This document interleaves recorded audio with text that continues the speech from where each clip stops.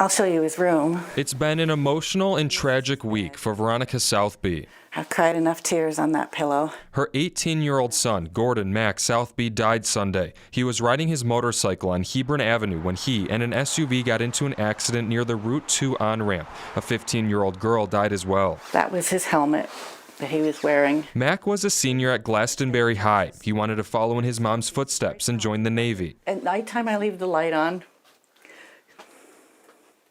He's not coming home.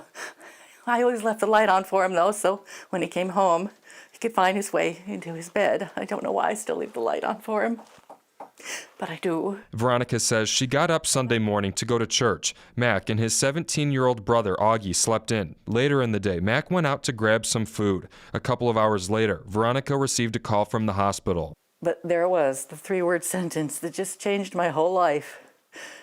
Mac is dead. Oh, what? Well, take me to my boy. She got to see her son. He was still warm, and I could hold him.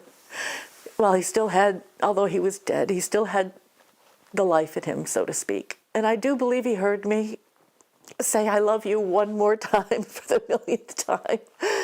And how sorry I was for, all the corrections that you give a young 18-year-old boy. Veronica says Mac was a natural-born mechanic with a love for fixing and making motorcycles. He would do it for others, too. I wasn't paying enough attention to how beautiful he was.